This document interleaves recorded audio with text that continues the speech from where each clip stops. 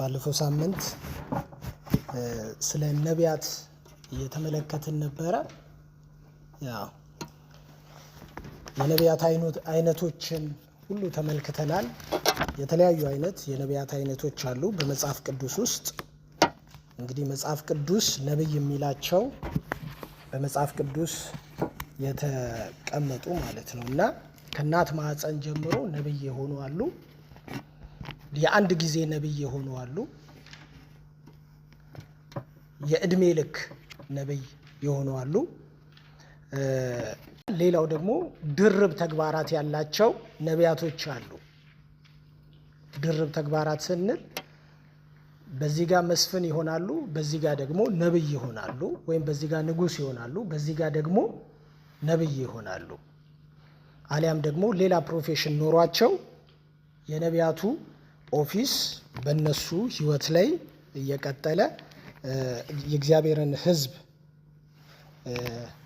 የሚያገለግሉ ነቢያቶች አሉ ብለን ስለ ህይወታቸው ደግሞ የተወሰነ ነገር አንስተናል። እውነተኛ ነቢይ መልእክቱ ከእግዚአብሔር ዘንድ ተፈጻሚነት ያለው መሆን አለበት ብለን ተነጋግረናል።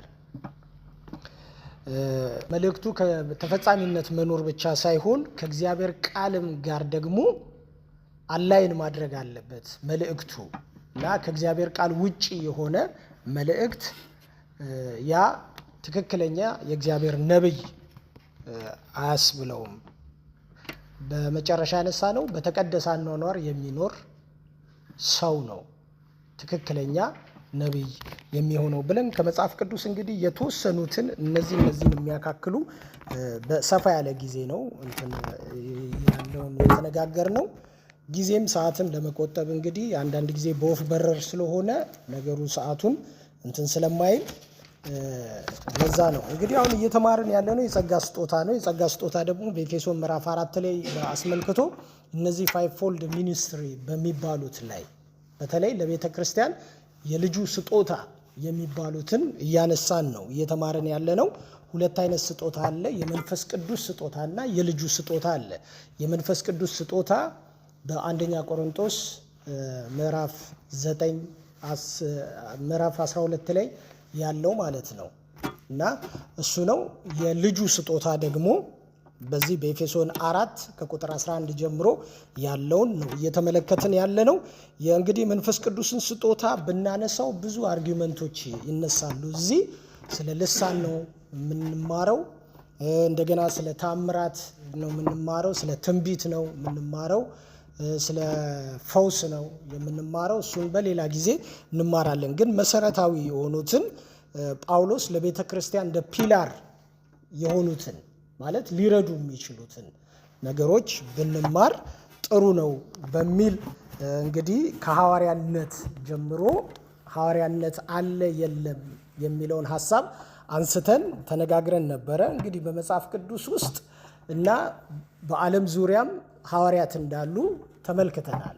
ሐዋርያ የሚለው የተላከ፣ አፖስቶሎስ የሚለው የተላከ ቃል የሚል ትርጓሜ ሲኖረው፣ ስለዚህ ማንኛውም የሚላክ ሰው የመንግስትን ውክልና ይዞ የሚሄድ የቤተ ክርስቲያንን ውክልና ይዞ የሚሄድ ሰው በቤተ ክርስቲያን ሲሆን ትክክለኛ ኦርዲኔሽኑንና ከቤተ ክርስቲያን መልእክት አንጻር ተላኪነት አንጻር ሲሄድ እሱ ሐዋርያ ነው የሚባለው። እኛ ባንለውም ነው አይደለም የለም አለም ብንልም ነው ኦልሬዲ የተላከ ስለሚል ቃሉ ምንም የለውም ማለት ነው። ይሄ የቤተ ክርስቲያን ሐዋርያነት አንስተን አውርተናል። ሌላኛው እንግዲህ የበጉ ሐዋርያት ነው። የበጉ ሐዋርያት በምንም አይተኩም በሚለው ተነጋግረናል እና የበጉ ሐዋርያት መስፈርት አላቸው። የበጉ ሐዋርያት የተወሰኑ መስፈርቶችን ያሟሉ ናቸው። የበጉ ሐዋርያት ከኛ ጋር ምንም አይነት ግንኙነትም ምንም የላቸውም ሲጀመር ማለት ነው። እኛ እነሱን ለመሆን የምንጥረውም የምናድገውም ምንም ለመወፈር የምናደርገውም ነገር እነሱ ጋር ማያደርሰን። ምክንያቱም እነሱ መጀመሪያ ትምህርት የመሰረቱ ናቸው፣ ክርስቶስን ያዩ ናቸው፣ ታምራት ያደረጉ ናቸው። ስለዚህ መጀመሪያ የነበሩ ናቸው እነሱ። ስለዚህ የበጉ ሐዋርያት ሊነጻጸር የሚችለው በማቲያስና ጳውሎስ መካከል ያለ አርጊውመንት ስላለ ነው። ያ ነው አሁን ሐዋርያነት ከበጉ አንፃር መስፈርቶች የቀረቡት። መስፈርቱ ግን ለቤተ ክርስቲያን አይሰራም። መስፈርቱ በዚህ ዘመን ላለን ሐዋርያቶች መስፈርቱ አይሰራም። እኛ ክርስቶስን አላየ ነው። ክርስቶስን በእምነት ነው አምነን የተቀበልነው። እኛ ተአምራት የሚባለውንም ነገር ልናደርግ እንችላለን፣ ግን ከዚህ በኋላ ያለው ተአምራት መጽሐፍ ውስጥ የሚገባና የሚካተት ተአምራት አይደለም። ሙታን ቢነሳ ወስደን መጽሐፍ ውስጥ አንከተውም። ኦልሬዲ መጽሐፍ ውስጥ ያለ ተአምራት ስላለ እግዚአብሔር ይመስገን። ስለዚህ ይህንን የሐዋርያነት ልኬታው ለኛ ሳይሆን የሐዋርያነት ልኬታው ለሐዋርያቶች እነሱ ደግሞ ኮሚሽንም አላቸው፣ ፕሮሚስም አላቸው፣ ተልእኮም አላቸው፣ ተስፋም አላቸው። ስለዚህ ተልእኳቸው ምንድነው? እነሱ ጌታ የላካቸው ለዓለም ሁሉ ወንጌል እንዲያዳርሱ። ለምን? ከኢየሩሳሌም መጀመር ስላለበት ወንጌሉ ወጥቶ መፈንዳትና ያ የዱላው ቅብብሎሽ ወደኛ እጅ መድረስ ስላለበት ያ ግዴታ እዛ ጋር ከመከነ ወንጌሉ ስለማይደርስ ማለት ነው። እና አሁን እዚህ ዘመን በእኔ ቢመክን በወንድሜ ይሄዳል፣ በወንድሜ ቢመክን በእህቴ ይሄዳል። እግዚአብሔር ይመስገን። ግን እኛ በግላችን ተጠያቂ ልንሆን እንችላለን። እዛ ሰዓት ላይ ያለው ግዴታ በጣም ከይሁዳ ይጀምራል፣ ሰማሪያ፣ ኢየሩሳሌም እስከ ምድር ዳርቻ ብሎ ትእዛዝ ተሰጥቷቸዋል። ኃይልም ለዚህ ደግሞ ተሰጥቷቸዋል። ተስፋቸው ደግሞ ክርስቶስ ሲመጣ በበጉ ዙፋን አጠገብ እንደሚቀመጡ ዙፋን እንደተዘጋጀላቸው 12 ዙፋን እንደተዘጋጀላቸው ጌታ በምድር እያሉ ይህን ፕሮሚስ አድርጓቸዋል። እግዚአብሔር ይመስገን። ስለዚህ አሁን ከነሱ ጋር ምንም አይነት ንጽጽርም ምንም የለንም። እኛ የቤተ ክርስቲያን ሐዋርያ ኤፌሶን ምዕራፍ 4 ላይ ያለው ሐዋርያ ነው። እኛ ወደ ላይ በወጣ ጊዜ የሚለው ከትንሣኤው በኋላ ያለው ከትንሣኤው በኋላ ያለ ሐዋርያት ነው። እነሱ ከትንሣኤ በፊት ያሉ ሐዋርያቶች ናቸው። እግዚአብሔር ይመስገን። ስለዚህ እኛ ክርስቶስ ወደ ላይ ከወጣ በኋላ የሰጠን አንዳንዶች ሐዋርያት የለም ሊሉ ይችላሉ። ያ እንግዲህ ምንም ማድረግ አይቻልም። የሰው የራሱ የሆነ ፖይንት ኦፍ ቪው ነው፣ መቀበል ይችላል። ስለዚህ መጽሐፉ ግን ስቲል ነው እስከ መካከለኛው ዘመን ድረስ ሐዋርያቶች እንዳሉ ነው የቤተ ክርስቲያንም ታሪክ የሚናገረው። ስለዚህ ለቤተ ክርስቲያን ደግሞ ጠቃሚ ስለሆነ ማለት ነው። ነቢያቶችን እንግዲህ ባለፈ አንስተናል። ዛሬ በመቀጠል እንግዲህ የምናነሳው የመጋቢነትን ጸጋ ነው የምናነሳው። እግዚአብሔር ይመስገን። ያው የመጋቢነት ጸጋ ነው የሚነሳው። በብሉይ ኪዳን ይሄ የመጋቢነት ስያሜው አገልግሎቱ የተሰጠው ለመሪዎች ነበረ። ለመሪዎች ሲባል ሀገርን ለሚያስተዳድሩ ሀገርን ለሚመሩ ሰዎች ነው የመሪነቱ ይሄ ጸጋው ብንለው ጸጋ አዲስ ኪዳን ስለሆነ ስጦታውም ብንል ስጦታውም አዲስ ኪዳን ነው። ምን እንበለው ብቻ በዛ ጊዜ የነበሩት መሪዎች እግዚአብሔር እንደረኛ ነው የሚቆጥራቸው። እንደረኛ አድርጎ ነው የሚሾማቸው ማለት ነው። እና በብሉይ ኪዳን ያሉ ለምሳሌ እንደነ ዳዊት ያሉ የእረኛ ምሳሌዎች አሉ። እንደነ ሙሴ ያሉ ልንከተላቸው የሚገባ ሁለተኛ እግዚአብሔርን ሰምተው ደግሞ ህዝቡን የሚመሩ በህዝቡና በእግዚአብሔር መካከል ላይ ሆነው ትክክለኛ የሆነውን የእግዚአብሔርን አመራር ፍሎ የሚያደርገውን የእግዚአብሔርን አመራር ወደ ህዝቡ የሚያወርዱ ማለት ነው። እና ይሄ መቼም በእስራኤልም ብቻ አይደለም። ኢሳይያስ ምዕራፍ 44 ቁጥር 28 ላይ ሲናገር ቂሮስንም እግዚአብሔር ራሱ እረኛዬ ነው ይለዋል። እግዚአብሔር ይመስገን። ቂሮስን እኮ ነው የፋርስ ንጉሥ የሆነውን እግዚአብሔር ነው የሚለው። ባይዘዌ ማንም አይደለም። ቢኮዝ ምንድነው ማለት የእረኛ ተግባሩ ዋናው ለህዝቡ መኖሩ ነው። ለህዝቡ መኖሩ ነው። ስለዚህ ቂሮስንም እግዚአብሔር ይገለጥና ምን ይለዋል? እረኛዬ ነው ብሎ ይናገራል። እግዚአብሔር ይመስገን። ስለዚህ በብሉይ ኪዳን የነበሩ መሪዎች፣ በብሉይ ኪዳን የነበሩ ነገስታቶች እግዚአብሔር የሚያያቸው እንደ እረኛ ነው የሚያያቸው። አንድ ጊዜ ቦታውን አሁን በትክክል አላስታውሰውም። አሁን ነው እዚህ ከቆምኩ በኋላ የመጣልኝ ኢዮሳፍጥና አካብ ይመስሉኛል። ሁለቱ አንድ የሆነ ጠላት ይመጣባቸዋልና ከዛ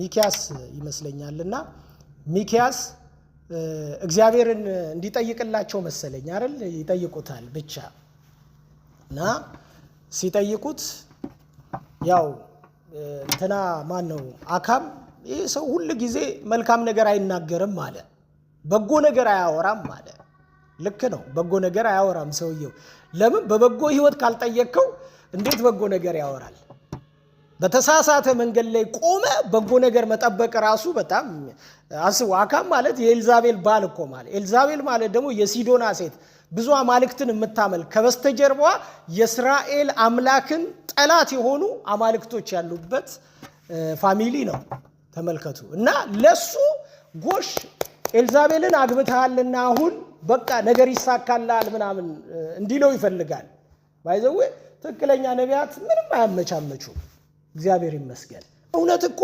የሚመቻመችም አይደለም እና ሰውየው እንደምንም ብቻ ኢዮሳፍጥ አስጠራው ኢዮሳፍጥ ጥሩ መንፈስ ስላለው ደስ የሚል ነገር ስላለው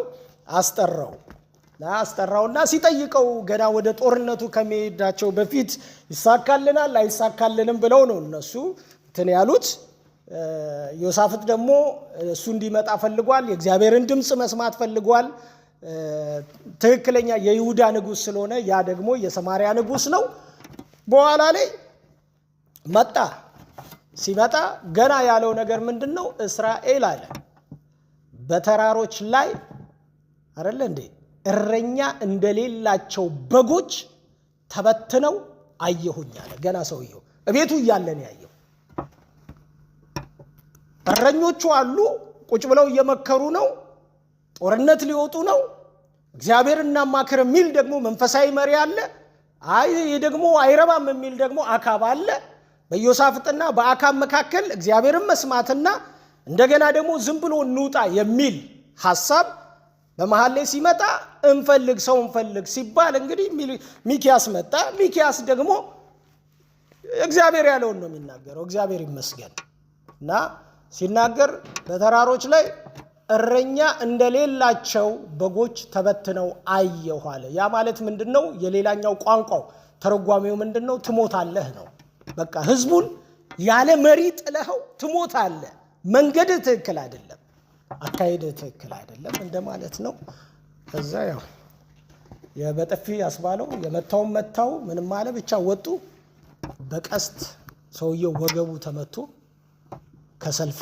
ሜዳ ወጣ እና ሲመለስም እውነትም ሰማሪያ ተበትኖ ነው ያለው ብቻውን ያለ መሪ ሆኖ የተገኘው እና በብሉይ ኪዳን የነበሩ መሪዎች እንደ እረኛ ይቆጠሩ ነበረ እረኛ እንግዲህ አዲስ ኪዳን ላይ ነው የዳበረ ያን የእረኝነቱን ተግባር ጌታ አመጣውና ቸርች ወደ ተባለው ወደ ትክክለኛው የእግዚአብሔር ተቋም ውስጥ ከተተው አመጣው የእስራኤልን ያንን አመራሩን ስለ ሀገር የነበረውን አመራር አምጥቶ ቸርች የሚለው እንትን ውስጥ ከተተው ስለዚህ ቸርች ውስጥ መንፈሳዊ የሆነ ይዘት ያለው ከፖለቲካ የጸዳ መሪ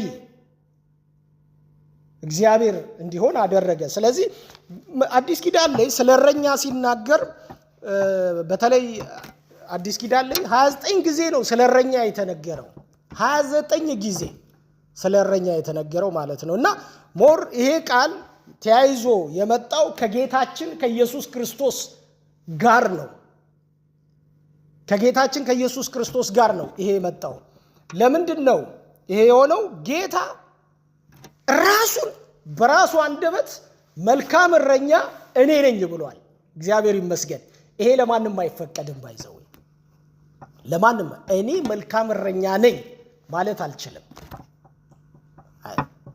አዲስ ኪዳን ይሄ የአምላክነት ጥያቄ ነው ባይዘው እኔ የሚለው ሐሳብ በእነሱ በዕብራውያኖች እኔ ማለት የበራሱ ሰልፍ ኤግዚስተንስ ያለው ያለ ምንም ነገር መኖር የሚችል ሰው ነው እኔ ማለት የሚችለው እግዚአብሔር ይመስገን ስለዚህ ጌታችን ኢየሱስ ክርስቶስ በዮሐንስ ወንጌል ምዕራፍ 10 ቁጥር 11 ላይ ሲናገር እኔ መልካም እረኛ ነኝ አለ።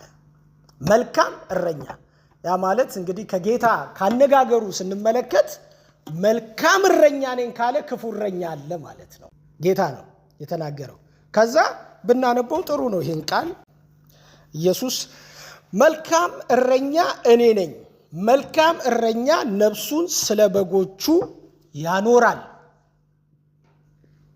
እረኛ ያልሆነው በጎቹም የእርሱ ያልሆኑ ሙያተኛ ግን ተኩላ ሲመጣ ባየ ጊዜ በጎቹን ትቶ ይሸሻል፣ ተኩላውም ይነጥቃቸዋል፣ በጎቹም ይበትናቸዋል ይላል። ማለት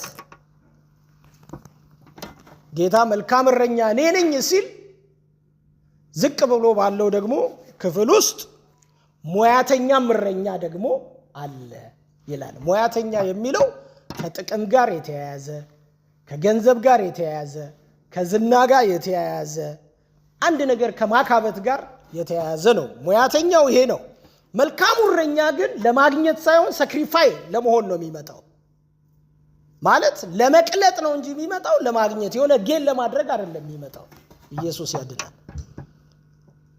ቀልጦ ሰው እንዲድን ነው፣ የእግዚአብሔር ነገር እንዲሆን ነው የሚያደርገው መልካሙ እረኛ። ኢየሱስ እንግዲህ ያደረገው ይሄ ነው። ነፍሱን ስለ ወዳጆቹ ምን ያደርጋል ይላል? አሳልፎ ይሰጣል። አሳልፎ ሰጠ፣ ሞተልን፣ ዋጋ ከፈለልን፣ ተሰቀለልን። ከኢየሱስ የበለጠ እረኛ ማን አለ? ክብር ለጌታ ይሁን። አሜን። ይህ ጴጥሮስ በኋላ እናነሳዋለን። ይህንን ክፍል ጴጥሮስ የእረኞች አለቃ ይለዋል ኢየሱስን። የምኖች የእረኞች አለቃ ይለዋል። ምንድን ነው ጠያቂያቸው? የሚጠይቃቸው በተሰጣቸው ነገር ላይ በትጋት ያልሰሩትን የሚጠይቅ አለቃ አለ እያለ ነው የሚናገረው። እግዚአብሔር ይመስገን። ስለዚህ ይሄ የአዲስ ኪዳን የእረኝነቱ ነገር የጀመረው ከሰው ሳይሆን ከማን ነው? ከክርስቶስ ነው የጀመረው። ክርስቶስ ነው የመጀመሪያ የእረኝነትን የአዲስ ኪዳንን የእረኝነትን ነገር ያስተዋወቀው ኢየሱስ ክርስቶስ ነው። ይሄ ጸጋ ለቤተ ክርስቲያን እጅግ በጣም ያስፈልጋል። ይሄ ጸጋ ቅድም እንዳልኳችሁ የክርስቶስ ኢየሱስ የመስዋዕትነት ስጦታ ነው። የመስዋዕትነት ስጦታ ነው። ስለዚህ ሞተ፣ ተሰቀለ፣ ወደ ታች ወረደ፣ ከዛ በትንሣኤ የተነሳ ወደ ላይ በወጣ ጊዜ ምርኮን ማረከ ይላል። ለቤተ ክርስቲያንም ስጦታን ምን አደረገ? ሰጠ ይላል። ስለዚህ እነዚህ አምስቱ በተለይ በመጽሐፉ ስናነባቸው እነዚህ አምስቱ በኤፌሶን ምዕራፍ 4 ከቁጥር 11 ጀምሮ ያሉት እነዚህ ለቤተ ክርስቲያን በጣም አስፈላጊ የሆኑ ናቸው። ቤተ ክርስቲያን ያው እነዚህ ነገሮች ቢኖሯት በጣም ጥሩ ነው። እግዚአብሔር ይመስገን ቢኖሯት። በቃ አንዳንድ ጊዜ ያው ባለፈውም እንደነገርኳችሁ አስተማሪ የሚለውና ፓስተር የሚለው ነገር ላይ ብዙ ጊዜ የግሪኩ ቃል እንትን ነው ተመሳሳይ ያደርገዋል ይላሉ እና ልዩነት ቢኖረውም በአነጋገር ባገላለጽ ደረጃ ልዩነት ቢኖረውም ግን ተግባራቱ ወደ አንድነት የተዛመደ የተጋመደ ነገር ነው ተግባራቱ ላይ እና ልዩነቱ አንድና አንድ ነገር ነው። ፓሽን ላይ ነው ልዩነቱ።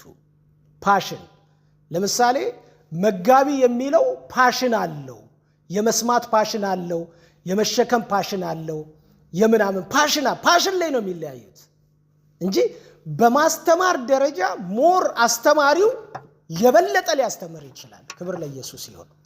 አሜን። ቅድም ባለፈው እንዳልኳችሁ የአስተማሪነት ጸጋ የስህተት ካባን ከላያችን ላይ ፈልቅቆ የሚያወጣ ነው። የተሳሳትንበትን ጎዳና ሁሉ በትክክለኛው መንገድ እንድንሄድ የሚያደርግ ነው ማለት ነው። ስለዚህ ዛሬ የመጋቢነት ይህ መጋቢ የሚለው እንግዲህ በአዲስ ኪዳን ስንመለከተው በጣም ሰፋ ባለ መንገድ ጳውሎስ ነው በደንብ የተጠቀመበት ይህንን ቃል ጳውሎስ ነው የተጠቀመው። ጳውሎስ መጠቀሙ ብቻ ሳይሆን ጳውሎስ በዚህ አቅጣጫ 2 መጽሐፍ ጽፏል። 2 መጽሐፍን ጽፏል። ምክንያቱም ፓስቶሪያል ኤፒስትልስ የሚባሉ 2 መጽሐፍቶች አሉት ጳውሎስ። የመጀመሪያው ጢሞቴዎስ ነው፣ ሁለተኛው ቲቶ ነው። ስለዚህ ጢሞቴዎስና ቲቶ የተጻፉት ዳይሬክት ለአንድ ሰው የተጻፈ መልእክት ነው። ለአንድ ሰው ማለት እንዴት ቤተክርስቲያንን መምራት እንዳለበት፣ እንዴት ቤተክርስቲያንን ማስተዳደር እንዳለበት፣ እንዴት ቤተክርስቲያንን መጠበቅ እንዳለበት፣ እንዴት ቤተክርስቲያን ውስጥ ያለውን መንፈሳዊ እንቅስቃሴ ከእግዚአብሔር አንጻርና ከትክክለኛ ከቃሉ አንጻር መደረግ እንዳለበት እነዚህ 2 መጽሐፍቶችን እንደውም ቲቶና ጢሞቴዎስ 60% 80% ቃሉ ተመሳሳይ ነው። አይታችሁ ከሆነ ምንም ልዩነት ራሱ የለውም። የተወሰነ ያ በኤፌሶን ነው ያለው፣ ይሄኛው በቀርጤስ ነው ያለው። ተመልከቱ። ግን ሳይዙ ድንገት የዛኛው ሞር ከጳውሎስ ጋር ቅርብ የሆነ ግንኙነት ስለነበረው እንደገናም ደግሞ የልጅነትም ትንሽዬ እንትንም ስላለው የእድሜ ነገር ስላለው ጢሞቴዎስ ጠንከር ያሉ ነገሮች ተጽፎለታል። ብዙም ደግሞ ስራው ያለው ኤፌሶን ላይ ስለሆነ ጠንከር ያሉ 2 መጽሐፍቶች ተጽፈውለታል። ለቲቶ 1 መጽሐፍ ነው የተጻፈው። ቲቶ ያለበት የቀርጤስ ሰፈር ደግሞ የቀርጤስ አካባቢ ደግሞ በጣም ይሄ ውሸታም ሰዎች የሚበዙበት ስለሆነ ለሱም ጥሩ የሆነ እግዚአብሔርን ቤተክርስቲያንና የእግዚአብሔርን ማህበር እንዴት ማገልገል እንዳለበት የተጻፈ 2 መጽሐፍ ተጽፏል። ስለዚህ ጳውሎስ በአዲስ ኪዳን የፓስተራል አገልግሎትን 2 መጽሐፍቶችን በማበርከት ለአዲስ ኪዳን ጥሩ የሆነ ጉልህ የሆነ ሚና የተጫወተበት ሁኔታ ነው የምንመለከተው። እግዚአብሔር ይመስገን። ስለዚህ ይሄ ያስፈልጋል። ሌላው ኤፌሶን ላይ ይሄንን ሲጽፈው ወዳጆቼ ኤፌሶን ላይ ይሄንን ቃል ሲጽፈው ኤፌሶን ላይ ብቻ የሚያበቃ አይደለም። ምክንያቱም የኤፌሶንን ቃል ተጠቅመን እኛ ዛሬ እየኖርን ካለን ኤፌሶን ላይ የተጻፈው ቃል ኤፌሶን ጋር ብቻ የሚያበቃ ቃል አይደለም። ቀጣይነት አለው፣ ይቀጥላል። የእግዚአብሔር ቃል ሕያው ነው። አሜን። ይሰራል ወደፊት። እኛም አሁን እኮ እኛ 2ኛው ሺህ ዓመት ላይ ነው ያለነው አይደል እንዴ? ይሄ ከተጻፈ ከ2000 ዓመት በኋላ ነው። ክርስትና ምንድነው? ማህበር ምንድነው? መጸለይ ምንድነው? መዘመር ምንድነው? አሁንም ያንኑ እያደረግን የመጣ ነው። አባቶቻችን ሲያደርጉት የነበረውን ነው እያደረግን የመጣ ነው። ስለዚህ እዛ የተጻፈው ነገር ዛሬም ያለ ምንም ማቋረጥ ይቀጥላል። እግዚአብሔር ይመስገን። እንደውም ትልቁ ብቃት ማስቀጠሉ ነው፣ መቀነሱ ሳይሆን ማስቀጠሉ ነው። በፓስተር እንኳን የለም የሚል አላጋጠመኝም። እግዚአብሔር ይመስገን። ግን ያለውን ደግሞ ማስቀጠል ሞር የተሻለ ይሆናል። እግዚአብሔር ይመስገን። እንግዲህ በአንደኛ ጴጥሮስ ምዕራፍ 5 ከ1 እስከ 11 ያለውን ክፍል እናውጣና እናንብብና አጠር አድርገን የዛሬው ሐሳባችን እንነጋገርና እንጨርስ። እግዚአብሔር ይመስገን። አንደኛ ጴጥሮስ ይሄን እንግዲህ ጴጥሮስ ነው እንደ ትልቅ መመሪያ አድርጎ ለተበተኑት እነዚህ ሞር የአይሁድ ማህበረሰቦች ናቸው። በተለይ ጴጥሮስ አዲስ ኪዳን ላይ ብሉይ ኪዳንን ከተጠቀሙ ጸሐፍቶች መካከል በቀዳሚነት የሚጠቀሰው ጴጥሮስ ነው። ትንሽዬ መጽሐፍ ነው የጻፈው። ተመልከቱ፣ 2 መጽሐፍ ነው የጻፈው።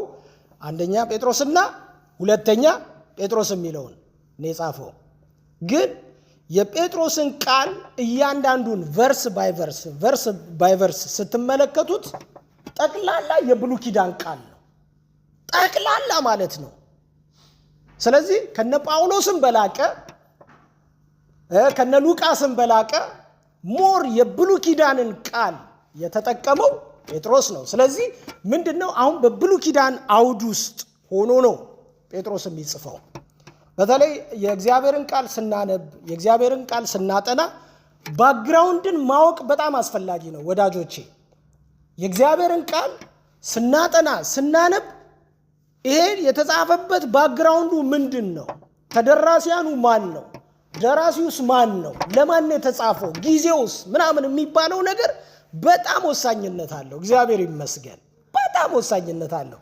ይሄንን ስናውቀው ነው በትክክለኛ መንገድ የሚገባን ማለት ነው። ይሄ ደግሞ ለኛ ቀላል ነው። ምክንያቱም ራእይ መጽሐፍንም እንኳን በዛ ጊዜ የነበሩ ሰዎች በደንብ ይረዱት ነበረ።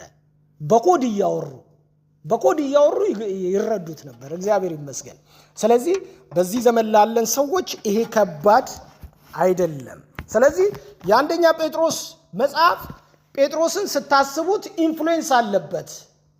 ኢንፍሉዌንሱ ምንድነው ካላችሁ የአይሁዳዊነት ኢንፍሉዌንስ አለበት። ወንጌል ነው የሚሰብከው፣ በትክክል ወንጌል ነው የሚሰብከው። ግን የሀገሩ ደግሞ ካልቸር አለበት። አሁን እኔ ወንጌል ስሰብክ የሀገሬ ካልቸር ሊይዘኝ ይችላል። ለምን ያዘው አይባልም። አይታችኋል። ዶች የተወለደ አሁን ልጆቻችንን ስትመለከቷቸው እዚህ ደግሞ የእናንተን ልጆች ደግሞ በደንብ ስታዩ ዶች ላይ ከተወለደ እንደ ዶች ያደርገዋል ልጁ አይደል እንዴ? የዶችን ነገር ይጠቀማል፣ ካልቸሩን ይጠቀማል፣ ቋንቋውን ይጠቀማል፣ ሁሉን ይጠቀማል። አንዳንድ እይታው ፐርስፔክቲቭ ራሱ ከዶች አንጻር ነው የሚያየው የሚመለከተው እንጂ እንደ ኢትዮጵያ ካላየ ምናምን አንልም። ስለዚህ ጴጥሮስ ይሄ በዚህ በብሉይ ኪዳን የብሉይ ኪዳን መጽሐፍ ተጽዕኖ ውስጥ ነው ያለው። ተጽዕኖ ውስጥ ነው ያለው። በጊዜውም እጁ ላይ መጽሐፍ የለም። ሌላ መጽሐፍ እኮ የለውም ጴጥሮስ፣ ሌላ መጽሐፍ የለውም። አዲስ ኪዳን የሚባል መጽሐፍ እጁ ላይ የለም።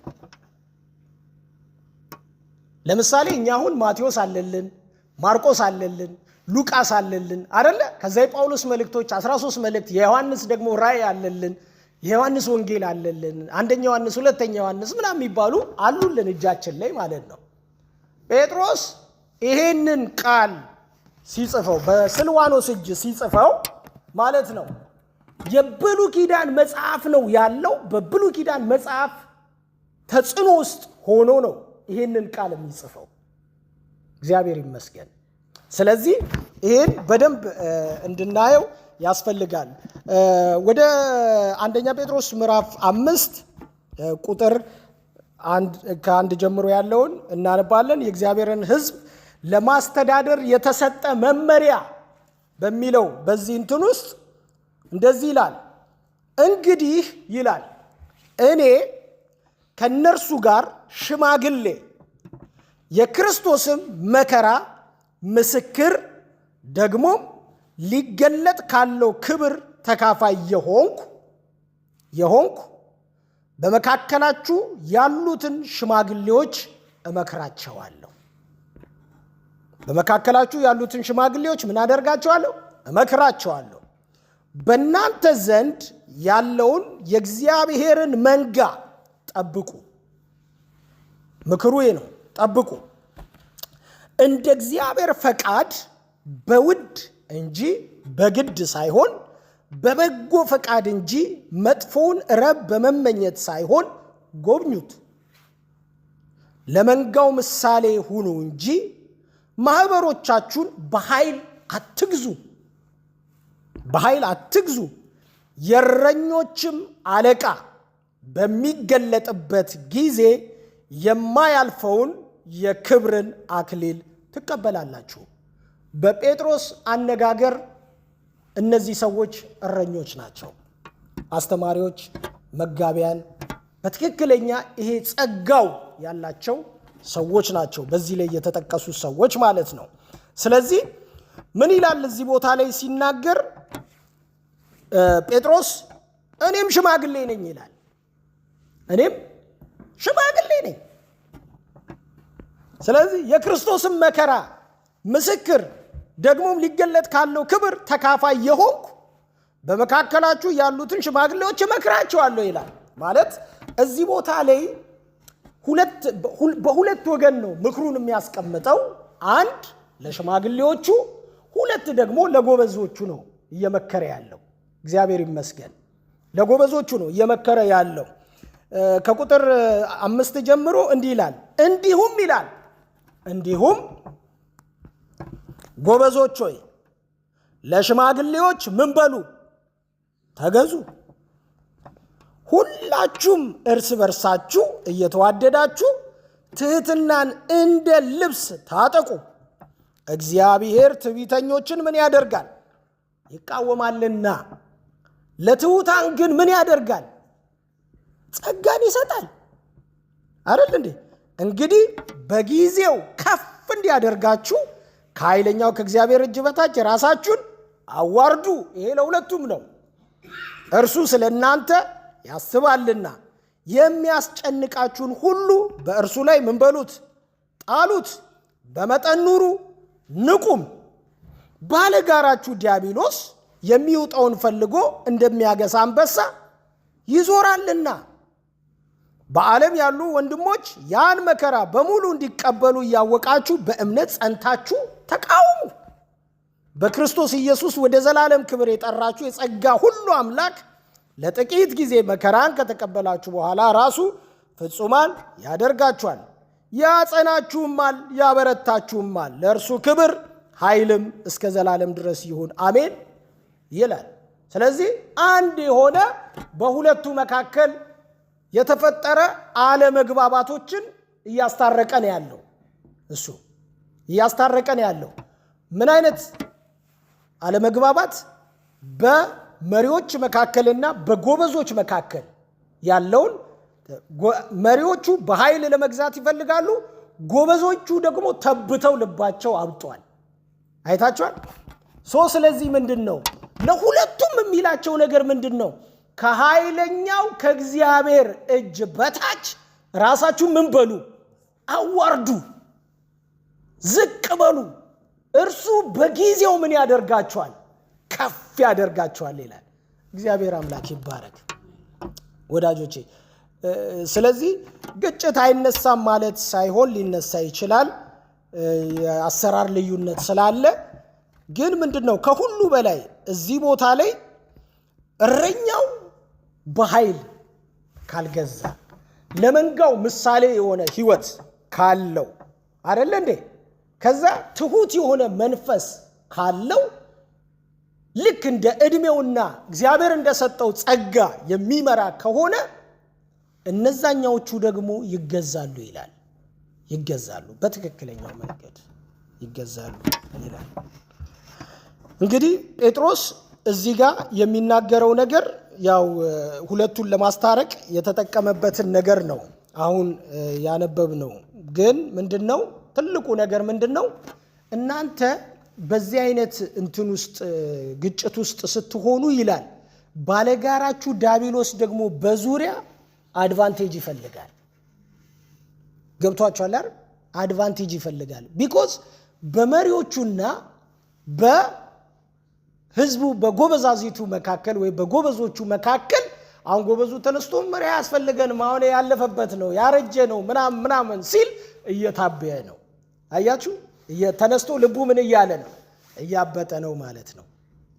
እነዛስ ጭጭ እናደርጋቸዋለን። አየ እኛ ጋር ያለው ስልጣኑ ኃይሉ ስለዚህ እናደርጋቸዋለን ሲል እሱም እየታበየ ነው። ባይዘይ ሁለቱም እየታበየ ነው።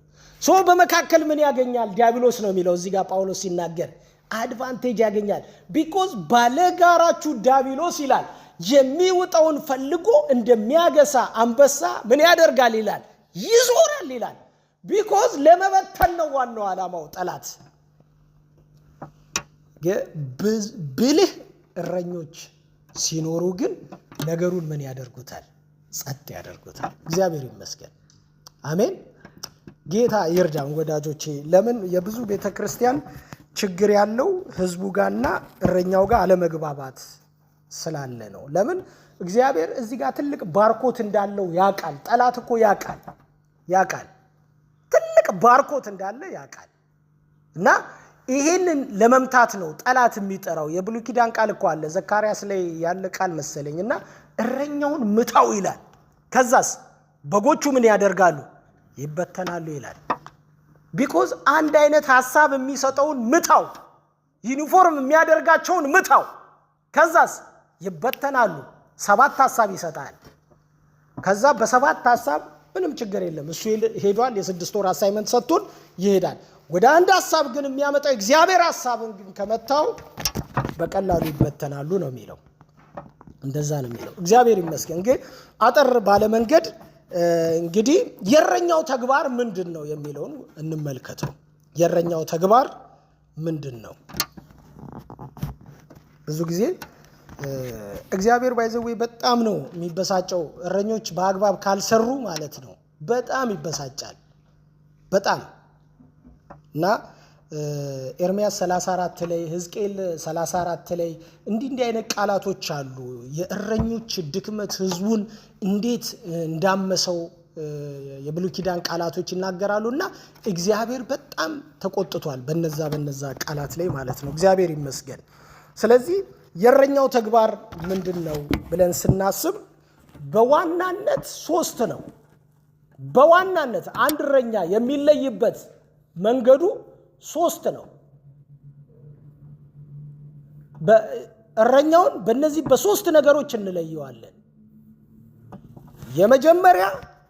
መጀመሪያ የሚለው እረኛ የሚለው ሐሳብ ራሱ መምራት ስለሆነ አይደለ እንዴ?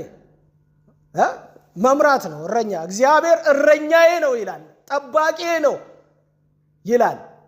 ክብር ለኢየሱስ ይሁን። ስለዚህ የመጀመሪያውን መምራት የሚለውን እናንሳው።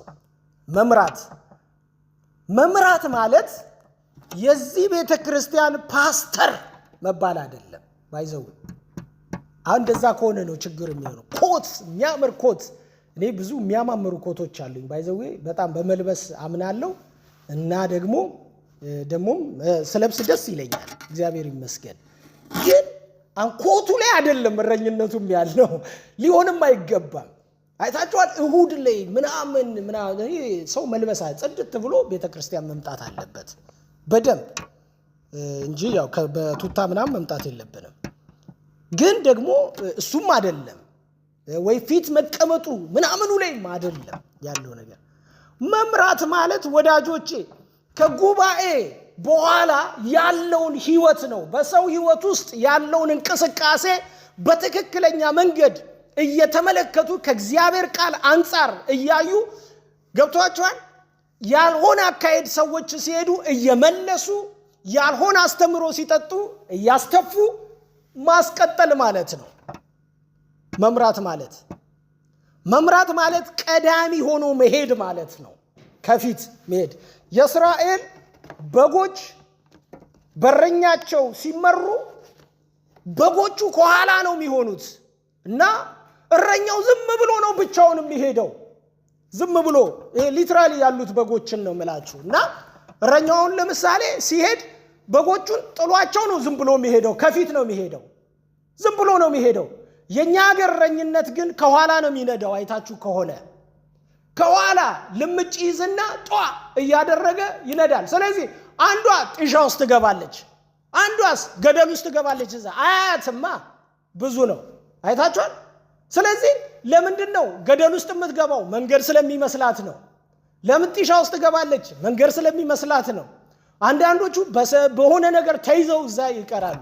የእስራኤሉስ እንዴት ነው? እሱ መንገዱን ይሄዳል። በጎቹ እሱን ስለሚያሸቱት እሱን ለመከተል ነው የሚሄዱት መንገዱ። ምክንያቱም እሱ መሪያቸው ነው። እሱን ተከትለው ነው የሚሄዱት። መብላት አያምራቸውም። ከበጎቹ ከእረኛቸው ተለይተው መብላት አያምራቸውም። አሁን ግን ከኋላ ከሆነ በጓ የትኛው ይሻለኛል እያለች ነው የምትሄደው። አይታችኋል? የቱን ላይ ያለ ቀንጥስ ይሄ ላይ ለምን መሪዋ ከኋላ ላይ ያለው። ስለዚህ እሷ እሾክ ትበላለች፣ ወይ ጉሮሯ ላይ ይሰነቀራል፣ ወይ እንትን ይላል። እሱ ምንድነው? እዚህ እየገረፈ ነው። እዚህ ግን መጀመሪያ ሲሄድ ያረኘው አይታችሁ ተኩላ ካለ ያደነ ነው የሚሄደው። መሪዋ እሷንም የሰብራትን ነገር እያነሳ ነው የሚሄደው። ስለዚህ በጎቹ መሪያቸው በቀደደላቸው ቦታ ላይ ይሄዳሉ፣ ፍስስ ብለው ይሄዳሉ፣ በሰላም ይገባሉ። እነሱ እንደው የሚታገሉት እሱ ጋር ለመድረስ ነው። እሱ ጋር የተሰበረች በካለች ደግሞ ብድግ አድርጎ ትከሻው ላይ አድርጎ ይሄዳል እሱ። ከዛ እሱ ጋር ለመድረስ ይሄዳል። ወዳጆቼ ባይዘዌ የኛ የኢትዮጵያ አመራር ከኋላ ነው። ከኋላ ለመግረፍ አንደኛ፣ ለአመራር ግን ከኋላ ነው። ይሄን ስላችሁ እንግዲህ ያው እናንተ በጥሩ ማሰብ ትችላላችሁ።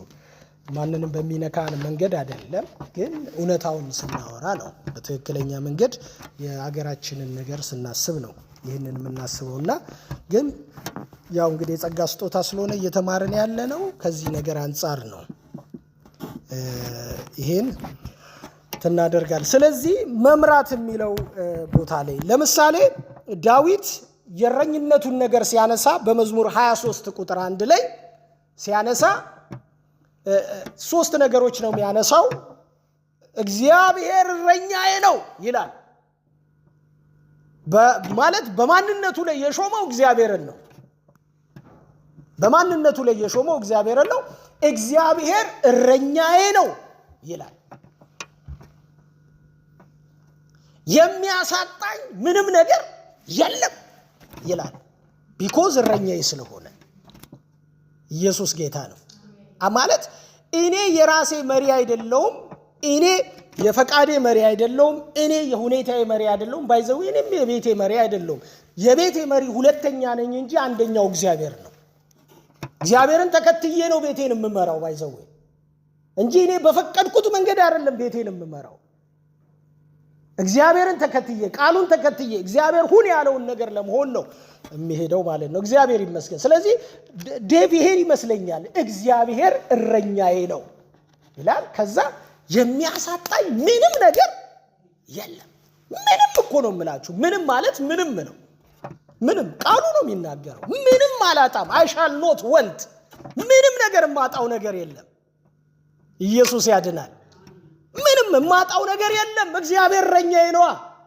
ጌታ እረኛዬ ነው።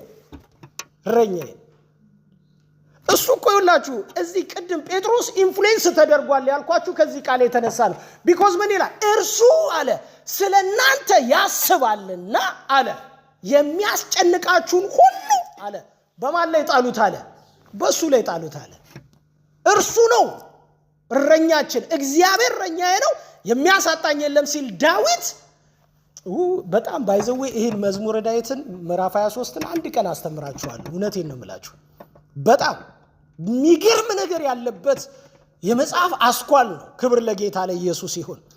የሚያሳጣኝ የለም አለ። ምንም ነገር አላጣም አለ። ማለት ማጣት እኮ ባለበት ሰፈር ነው የሚሄደው። ባይዘዌ ማጣት ባለበት ሰፈር በሞት ሸለቆ ውስጥ ነው የሚሄደው። ባይዘዌ ሰውየው በሞት ሸለቆ ውስጥ ነው የሚሄደው። አስባችሁታል? ማለት ሞት ያለበት ብዙ ሰው እየሞተ እኮ ነው እያለፈ እየሄደ ያለው ሰውየው። ግን ምን ይላል እሱ ብቻ አይደለም። ብቻ ምንድን ነው ዋናው ነገር? በለመለመ መስክ ምን ያደርገኛል ይላል? ይመራኛል። በለመለመ መስክ ምን ያደርገኛል? ይመራኛል። ወዳጆቼ የለመለመ መስክ አለ። ሂድ ይለኛል ሳይሆን የለመለመ መስክ ይመራኛል። ገብቶ ነው የሚያስገባኝ፣ አልፎ ነው የሚያሳልፈኝ፣ ሄዶ ነው የሚያስኬደኝ። ሂድ ብሎኝ ከኋላ አይደለም የሚጠብቀኝ። ሂድ ብሎኝ አይደለም ቆይ ደርሳለሁ አይደለም የሚለኝ። ኖ ገብቶ ያስገባኛል። የእረኛ ተግባር በእረፍት ውሃ ዘንድ ይመራኛል። በእረፍት ውሃ ዘንድ ምን ያደርገኛል? ይመራኛል። በእረፍት ውሃ ዘንድ ማለት ምንድን ነው? እረኛው ጌታ ስለ በጎቹ ያውቃል። ባይዘው የእረኛ ህልሙ በጎቹ ናቸው። የእረኛ ህልሙ፣ ወሬው፣ ጨዋታው፣ ሁሉ ነገር በጎቹ ናቸው። በጎቹ ናቸው። ይሄ መምራት የሚለውን ነገር ተመልከቱ። ሁለተኛ መመገብ የሚለው ነገር ወይም ደግሞ ፊድ ማድረግ። ይሄ የግሪኩ ቃል ፖይሜ የሚል ቃል አለው። ፖይሜ ማለት ምንድን ነው? መመገብ ማለት ነው። ማለት ማብላት፣ መመገብ፣ ማብላት፣ መመገብ። ፖይሜ ሲል አይታችኋል? ማለት በልተዋል አልበሉም ነው። ሁለተኛስ የበሉት ምንድን ነው ነው ትልቁ ጥያቄ። ምንድነው የበሉት? አየ ፖይዝን ነው እየበሉ ያሉት? ትክክለኛ ምግብ ነው እየበሉ ያሉት? ምንድነው ይሄ? ፖይሜ የሚለው ቃል የግሪኩ ቃል ይሄ ነው ወዳጆቼ። ሃሌሉያ። ዮሐንስ ወንጌል ምዕራፍ 21 ቁጥር 16 ላይ አንድ ቃል እስቲ እናንብብ። ከዚህ ሐሳብ ጋር መሄድ ይመስለኛል።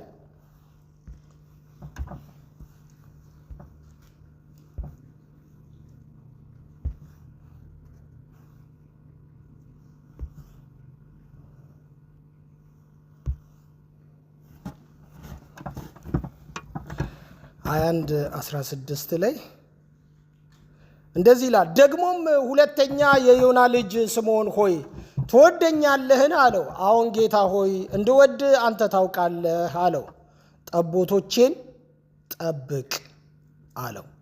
ሶስተኛ ጊዜ የዮና ልጅ ስምዖን ሆይ ትወደኛለህ አለው። ሶስተኛም ትወደኛለህ ስላልኩ ጴጥሮስ አዘነና ጌታ ሆይ አንተ ሁሉን ታውቃለህ፣ እንድወድ አንተ ታውቃለህ አለው። ኢየሱስም አለው በጎቼን አሰማራ።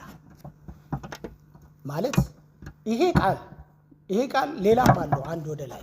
ይሄ ቃል ባይዘው ለ6 ሰው ለ12 ሰው የተሰጠ ቃል አይደለም። ማለት መጽሐፉን በትክክል ካነበብ ነው 12ታችሁም ይሄን ቃል አድርጉ አልተባሉ። 12 ሐዋርያት አለ 12ታችሁም ነግሬያለሁ ዮሐንስ በጎቼን ጠብቅ አልተባለም። በርተሎሜዎስ ይሄን ቃል ጠብቅ አልተባለም። ባይዘው ይሄ ቃል ዳይሬክት የተሰጠው ለማን ነው? ለጴጥሮስ ነው። ለጴጥሮስ ነው የተሰጠው።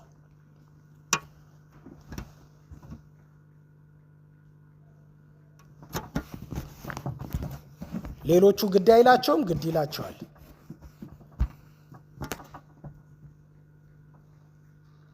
ግን እግዚአብሔር ደግሞ ኃላፊነትና ተጠያቂነትን ነው አንድ ላይ የሚሰጠው። ኃላፊነት ሲሰጥ ከተጠያቂነት ጋር ነው የሚሰጠው።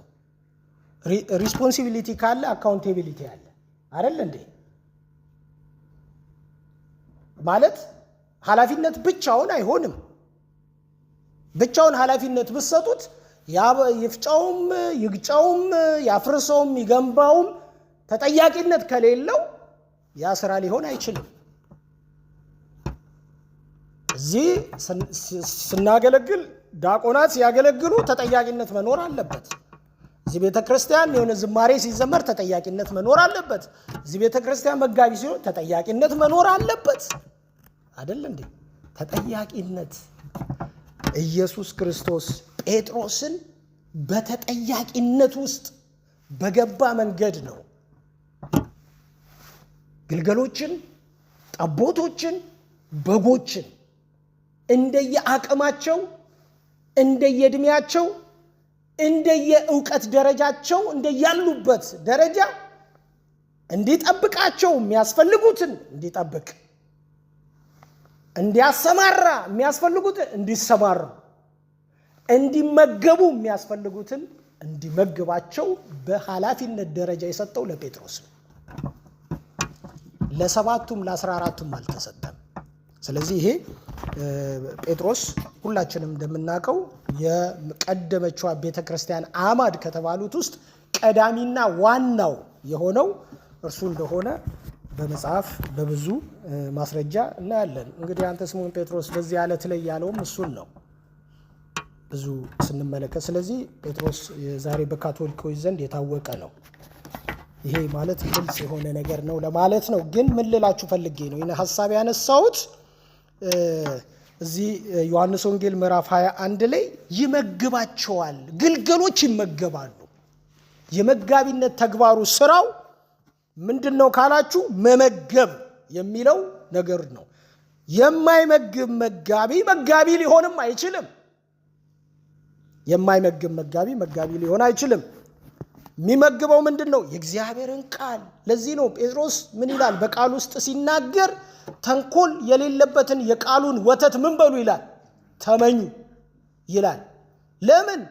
በጎች የሚያድጉት ግልገሎች የሚያርኩት በትክክለኛው ተንኮል በሌለበት ቃል ስለሆነ ኢየሱስ ያድናል። ተንኮል ያለበት ከሆነ ተንኮል ያለበትን የሚጨምሩ መጋቢዎች ሊኖሩ ይችላሉ። እነሱም መገሰጽ አለባቸው ወይም ከስፍራው በጥሩ አሰራር እንትን ማለት አለባቸው። ምክንያቱም ህዝቡን ይበክላሉ። ይሄ ነው ያለው። ስለዚህ 3 ነገሮች አሉ እዚህ ላይ መምራት የሚላለው፣ ከዛ መመገብ የሚላለው፣ ከዛ መጠበቅ የሚል ደግሞ 3ኛው አለው። የመጋቢነት ስራው ይሄ ነው። 3 መመገብ፣ መምራት፣ መጠበቅ የሚለው። ስለዚህ ዳዊት በምዕራፍ 23 ላይ ያነሳቸው እነዚህን 3ቱን አንኳር ነገሮች ነው ያነሳው። እግዚአብሔር እረኛዬ ነው አለ፣ የሚያሳጣኝ የለም ሲል ፊድ ያደርገኛል እያለ ነው። ይመግበኛል፣ ጽዋዬ የተረፈ ነው ሲል ይመግበኛል፣ ይሞላልኛል፣ ይሰጠኛል እያለ ነው። ክብር ለኢየሱስ ይሁን። ይሄ ምኑን ነው? ቸርነቱን ያሳያል፣ በጎነቱን ያሳያል። አንድ እረኛ ቸር መሆን አለበት፣ በጎ መሆን አለበት፣ ለህዝቡ የሚራራ ለህዝቡ የሚያስብ መሆን አለበት። ህዝቡ እየራበው እንዴት ይሆናል? አሁን እኮ በቤተ ክርስቲያን ብዙ ሰው መንፈሳዊ ረሃብ ውስጥ ስላለ የተለያየ ቦታ ቃርሚያ ይሄዳል። የተለያየ ቦታ ቃርሚያ ይሄዳል። ለምን? ስላልጠገበ። ረሃብ ደግሞ ጊዜ ስለማይሰጥ ማለት ነው። ጊዜ ስለማይሰጥ ሰው ተገዶ በውድ ሳይሆን በግዴታ ወደ ተለያየ ቦታ ቃርሚያ ሊሄድ ይችላል። ግን የሚመግቡ ሰዎች ካሉ፣ የሚመገቡ ደግሞ በቅንነት የሚመገቡ ሰዎች ደግሞ ካሉ የእግዚአብሔር ቃል ሰዎችን ያረካል። ክብር ለኢየሱስ ይሁን። ያጠግባል። ስለዚህ ምን ይላል? ጽዋዬ ምን ያለ ነው ይላል? የተረፈ ነው ማለት እንኳን ሲጀመርም አላጣም ብሎ ነው የጀመረው። አላጣም ብሎ ነው የጀመረው። ጽዋዬ ምን ያለ ነው? የተረፈ ነው፣ ሙሉ ነው አለ። ይሄ ስለ መግቦቱ ሲናገር ነው። ስለ መግቦቱ። ሌላው ስለ ጥበቃው ሲናገር እዚሁ መዝሙር 23 ላይ ሲናገር ምን ይላል? በሞት ሸለቆ ውስጥ እንኳን ቢሄድ አንተ ከኔ ጋር ነህና ክፉን ምን አላደርግም ይላል? አልፈራም ይላል። አልፈራም። ለምን? የሚሄድበት መንገድ ቅድም እንዳልኳችሁ የሞት ሸለቆ ነው። ወዳጆቼ ብዙ ሰዎች ገብተው የሰጠሙበት ነው። ግን አሁን ምንድነው? እረኛዬ እግዚአብሔር ስለሆነ፣ ኧረ ሃሌሉያ! እረኛዬ እግዚአብሔር ስለሆነ ሸለቆ እኮ እንደሚገል ይታወቃል። የሞት እንደሆነ ይታወቃል። ብዙ ሰው ገብቶ ሰጥሟል እኮ። ግን ከእግዚአብሔር እረኝነት የተነሳ በሞት ሸለቆ ውስጥ እንኳን ቢሄድ አንተ ከኔ ጋር ነህና ክፉ ምን አልልም፣ አልፈራም ይላል። የእረኛው የእግዚአብሔር ተግባር መጠበቅ ስለሆነ የሚጠበቁት ከክፉ። ቅድም እንዳልኳችሁ ባለጋራችን ዲያብሎስ ምን እያደረገ ነው? እየዞረን ነው አይደል እንዴ? እየዞረን እኮ ነው። እንወቅም አንወቅም ወዳጆቼ፣ ዲያብሎስ በስራ ላይ ነው። ባይዘው እግዚአብሔር በስራ ላይ ነው ስትሉ፣ በሌላኛው ተቃራኒም ደግሞ ዲያብሎስ በስራ ላይ ነው። እሱ ቢኮዝ መጽሐፍ ነው የሚናገረው።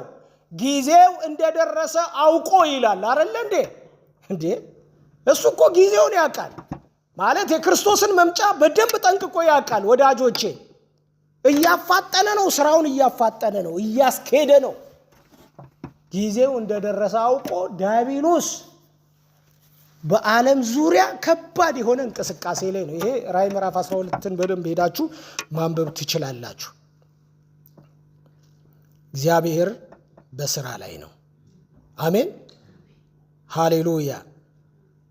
ወዳጆቼ ይሄ ጸጋ ለቤተ ክርስቲያን ያስፈልጋል። ይሄ ጸጋ ለቤተ ክርስቲያን ያስፈልጋል። ይሄ ማለት እኛ እንግዲህ አንዳንዴ ምንድነው እቺ እንትን የእረኝነቷንም እኛ ስንቀበላት እንደ ስልጣንም ትመስለናለች፣ እንደ ኃላፊነት ስለማትመስለን ነው። እና ስልጣን ትመስለናለች። አይታችሁ ከሆነ ብዙ ጊዜ መጠሪያዋ አራር ስለሆነ ፕሮፌሰርም ሊሆን ይችላል፣ ዶክተርም ሊሆን ይችላል ምናምን አር ስለሆነ ብቻ ጀርባው አራር አለው እና ትጣፍጣለች እንትኗ። ግን እንደዛ አይደለም። ይሄ የተግባር ህይወት ነው። ይሄ የመጠሪያ ህይወት ሳይሆን ይሄ የኑሮ ህይወት ነው ወዳጆች፣ የኑሮ ህይወት ነው። እኔ አሁን እንግዲህ እዚህ ውስጥ ማንም መጋቢ የለም። ራሴን እኮ እየተቸው ያለሁት ራሴን ነው የምተቸው። ግን እውነታውን መጽሐፉን ማወቅ ስላለብን ነው። እግዚአብሔር ይመስገን አይደል እንዴ? አሁን ይሄን ራሴን ነው እየተቸው ያለሁት። ስለዚህ እንትኑ ይጣፍጠናል። አይታችኋል? እና የቦታው ይሄ ምናምን በሰው እንትን መባሉ ምናምን በጣም ጌታችን ኢየሱስ በማቴዎስ ወንጌል ምዕራፍ 23 ላይ የተናገረው ቃል በጣም ይገርማል። እና እነዚህ ፈሪሳውያኖችን ነው የተናገራቸው። ምን ይላቸዋል? እንደዚህ ይላቸዋል። ለደቀ መዛሙርቱ ነው ምክሩን የሚሰጠው። እነሱ በሙሴ ወንበር ላይ ተቀምጠዋልና ይላቸዋል። በሙሴ ወንበር ላይ ተቀምጠዋልና የሚሏችሁን ሁሉ አድርጉ ይላል። ግን ይልና እንደነሱ ግን አትሁኑ ይላቸዋል።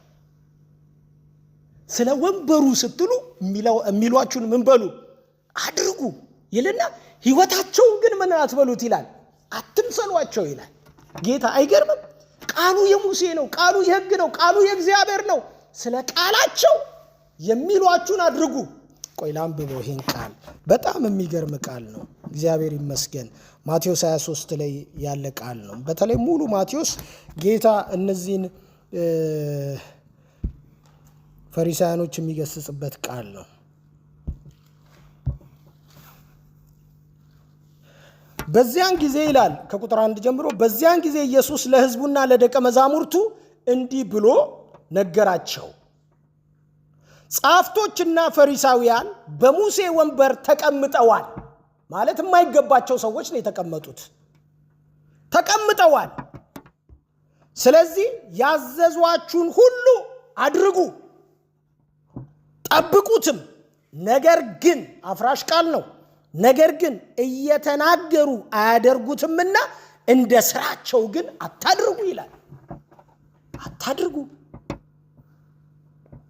ማለት ሰዎቹ ትክክለኛ ሰዎች አይደሉም፣ ግን ቦታው ትክክለኛ ቦታ ነው። መቀመጫው የሙሴ ወንበር ነው። ግን ሰዎቹ ጻፍቶች ናቸው፣ ፈሪሳውያን ናቸው፣ አስመሳይ ናቸው። ማለት ሂፖክራቲክ የሆኑ ናቸው፣ ድራማቲኮች ናቸው፣ ድራማ የሚሰሩ ሰዎች ናቸው፣ መንፈሳዊ ጭንብል የለበሱ ሰዎች ናቸው እነዚህ ፈሪሳውያን ማለት ነው። እና የተለያየ አይነት ፈሪሳውያን ቢኖርም እነዚህ ግን ከባዶቹ ፈሪሳውያን ናቸው። እነሱን አትምሰሏቸው ይላል ኢየሱስ ጌታ ነው። ግን ስለ ወንበሩ ስትሉ፣ ስለ ሕጉ ስትሉ፣ ስለ ሙሴ ስትሉ የሚሉትን ከሙሴ መጽሐፍ ስለሚያመጡ ታዘዟቸው ይላል ጌታ። የሚፈታ አምላክ ነው፣ የሚባርክ አምላክ ነው። አሜን። ማለት በአስመሳይነት የቆመ መጋቢ ካለ እንዳንሰማው ሁሉ እኮ የእግዚአብሔር ቃል እኮ ያዘናል። ታውቃላችሁ? ከቃሉ የተጻረረ ህይወት የሚኖር ሰው ካለ ማለት ነው እንዳንሰማው የእግዚአብሔር ቃል እኮ ያዘናል።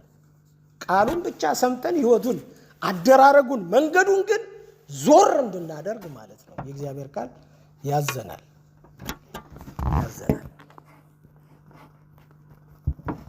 ሁለተኛ ጢሞቴዎስ ምዕራፍ 2 ቁጥር 15 ላይ እስቲ የእግዚአብሔርን ቃል እናወጣና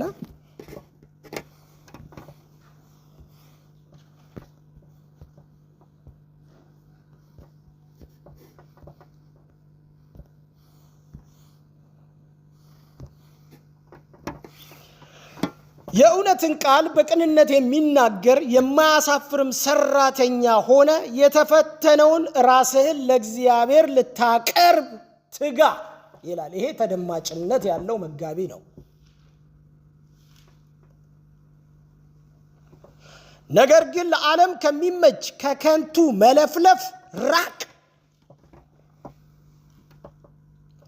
ኃጢአተኝነታቸውን ከፊት ይልቅ ይጨምራሉና ቃላቸውም እንደ ጭንቁር ይባላል ይላል። የሚያወሩ ሰዎች፣ ብዙ የሚናገሩ ሰዎች፣ የሚያወሩት ነገር ራሱ ለሰው ሰላም የማይሰጥ ውስጥ ገብቶ የሚረብሽ እንደ ጭንቁር የሚረብሽ ሰዎች ከነሱ ራቅ ይለዋል። ለጥሩ መጋቢነት ህይወት አይሆንህም ይለዋል። አይሆንም። ግን አንተ የእውነትን ቃል በቅንነት የሚናገር፣ በቅንነት ማለት ባይዘዌ የሚያመቻምች ማለት አይደለም። ማለት እንዲለወጡ ብለህ ለነሱ አስበ ለነሱ ሳስተ በእውነት ጎዳና ላይ እንዲሄዱ ፈልገ ናፍቀ የምትናገረው ነገር የእውነት ቃል ነው። የእውነት ቃል ነው። የእውነትን ቃል በቅንነት የሚናገር የማያሳፍርም ሰራተኛ የማያሳፍር ሰራተኛ ሆነ የተፈተነውን ራስህን ለእግዚአብሔር ልታቀርብ ትጋ ይላል። ባይዘው ይሄ ህይወት የሚጀምረው ከእግዚአብሔር ነው የሚጀምረው፣ ከሰው አይደለም። ራስን ለእግዚአብሔር አዘጋጀው። ሰው ስላላለ አይደለም። ባይዘው የምትዘጋጀው የምታጠናው የምትኖረው የምትቀደሰው ከእግዚአብሔር ጋር ያለን ህይወት አላህን ለማድረግ የምትሄደው እንትና ስላለችኝ ስላለች ወንትና ወንድሜ ስላለ ምናምን ሳይሆን ኖ ይሄ ከእግዚአብሔር ጋር ነው። ኢየሱስ ያድናል። ከእግዚአብሔር ጋር ነው ወዳጆቼ። ነገሮቻችን ከእግዚአብሔር ጋር ከሆኑ ለኛ ጥቅም አለው። ያስመሳይነት ህይወትን አንኖርም። ስለዚህ የመጋቢ ነው፣ ጢሞቴዎስ ነው፣ ልጅ ነው፣ ብላቴና ነው፣ የእድሜ እንትን አለበት፣ የተለያየ የፍርሃት ነገር አለው። ልጁ የፍርሃት ነገር አለው። ግን ብቁ እንዲሆን የእውነትን ቃል በትክክለኛው መንገድ ማስተጋባት አለበት። የእውነትን ቃል አረረም መረረም እውነት ነው የሚሻለው። የሚፈታውም እሱ ስለሆነ አይደል እንዴ? እሱ አይደል የሚሻለው? እውነት እኮ ነው ማለት እንዴ። እኔ እውነቴን ነው የምላችሁ፣ ቆመው የሚገስጹን ሰዎች ይሻሉናል ባይዘው ከሚቀቡን ሰዎች። የምን አትሊስት ድንጋጤ ውስጣችን ይፈጥራሉ።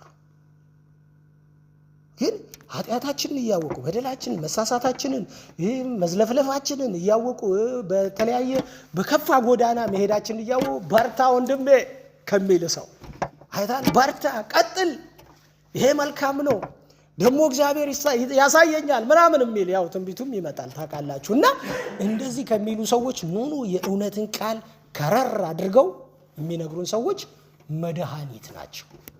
ኢየሱስ ያድናል። ግን እኛ ደግሞ ጥሎብን አንወድም። እንዲህ አይነት ሰዎችን ያብዛለን። ክብር ለኢየሱስ ይሁን። የሚገስጸን ሰው ቢመጣ ማለት ግን ምንድነው? ለመጽሐፉ ታማኝ የሆነ ማለት ነው አይደል? ለመጽሐፉ ታማኝ የሆነ አሁን የእውነትን ቃል በቅንነት አይደለም የሚለው ማለት ሞቲቭ ጥሩ ሆኖ የሚገስጸን ሰው፣ ጥሩ ሆኖ የሚመክረን ሰው፣ ጥሩ ሆኖ ሞቲቭ አይታችኋል። እነሱ ከሆነ ሞቲቭ ማለት ነው የሚባርከን ሰው እሱ ነው የሚያስፈልገን። እሱ ነው።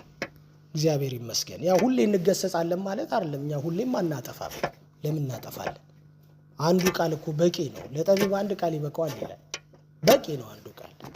እግዚአብሔር አምላክ የተባረከ ይሁን። ስለዚህ ወዳጆቼ ይሄ የመጋቢው የእረኛው ህይወት ነው።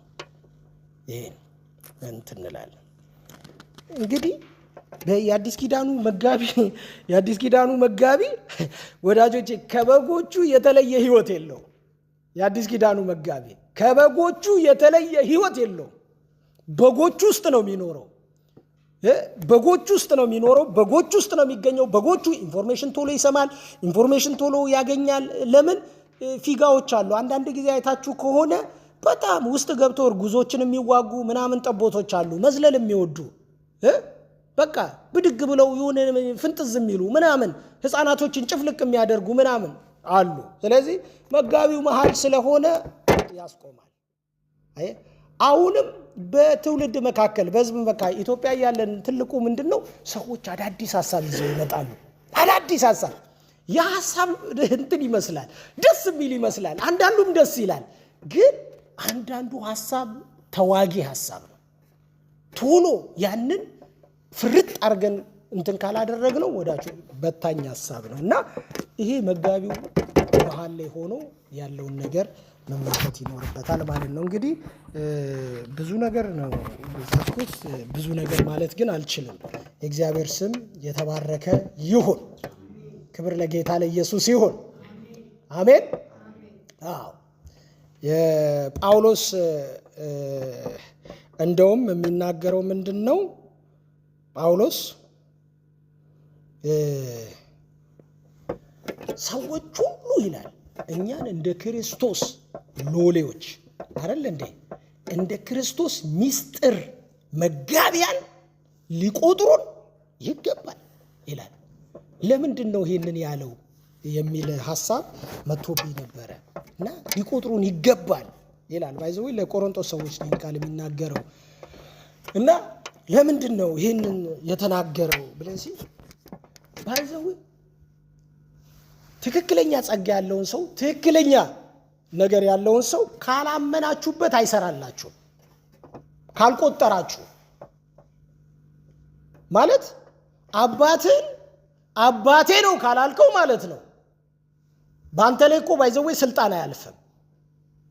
አባትን አባቴ ነው ማለት አለብህ አሻራው ስላለ ህይወት ላይ ነገር ላይ አየ ዘሩም ስላለ አይ አባቴ ይሄ አይደለም ብለው ብዙዎች እንትን ብለው ይሄዱ አሉ።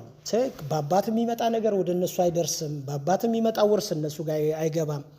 በምንም ድንገት በመልክ ሊመሳሰሉ ይችላሉ እንጂ በብዙ ነገር ይጎላሉ። የአስተሳሰብም ችግር ያገኛቸዋል። ግን ሰዎች ጸጋውን ካላመኑት አይሰራባቸውም። ጸጋውን ካላመኑት ይሄን ጸጋ ስታምኑት አሁን ለምሳሌ የነቢያትን ጸጋ ትክክለኛውን ነብይ አግኝታችሁት ካመናችሁበት ነው የሚሰራው። ካላመናችሁ አይሰራም። ባይዘው ቢኮዝ እዛ ሁለተኛ ነገሥት ላይ ያነበብነው አንድ ቃል አለና በእግዚአብሔር እመኑ ይላል አይደል? ትጸኑም አላችሁ ይላል። በነቢያቱም እመኑ ይልና ነገር ምን ያደርግላችኋል? ይሰላላችኋል ይላል። ማለት ከእግዚአብሔር የተላከ ነው ብለህ ካላመንክ ጥርጣሬ ውስጥ ካስቀመጥክ አይሰራም ማለት ነው።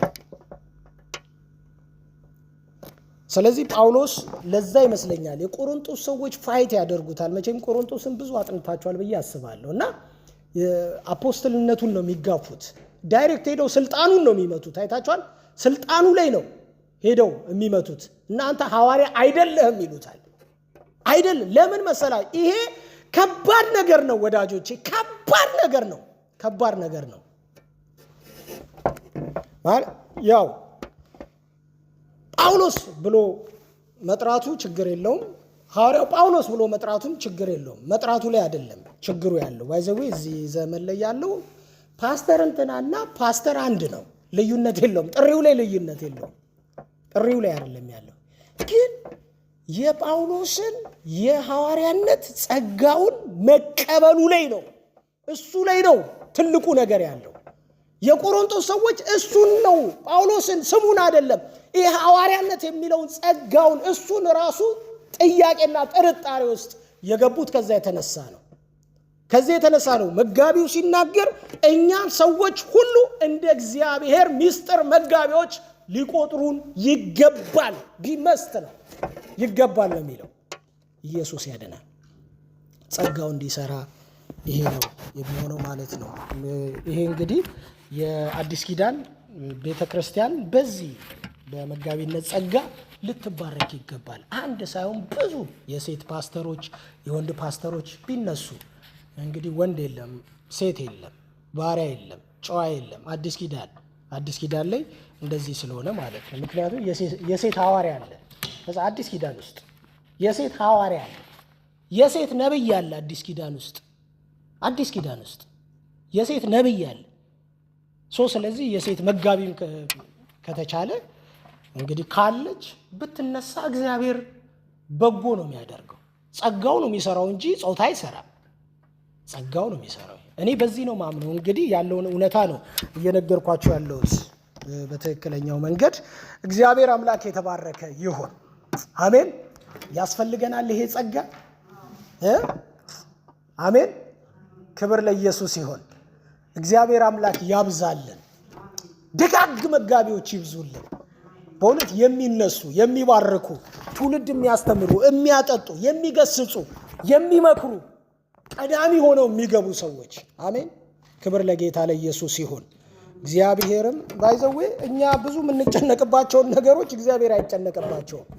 እኛ ብዙ የምንጨነቅባቸው እንትን የሚለን እግዚአብሔር ጎሎት አያውቅም። ሲጀመር ጎሎትም አያውቅም ጌታ። እኛ ብዙ የሚከፋንን ነገር እግዚአብሔር አይከፋውም። እኛ ብዙ የምንፈራውን ነገር እግዚአብሔር አይፈራም ወዳጆቼ፣ አይፈራም። እግዚአብሔር ለመንጋው የሚያስብ አምላክ ነው። ለመንጋው የሚጠነቀቅ አምላክ ነው። አሜን። ምክንያቱም ጳውሎስ ሲናገር ሁላችንም እንጸልያለን፣ እየጸለይን እግዚአብሔር ይመስገን።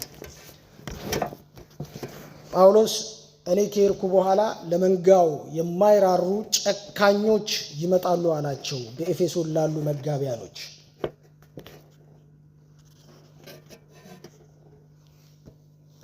ለመንጋው የማይራሩ አለ ማለት ሙያተኞቹ ይመጣሉ አለ።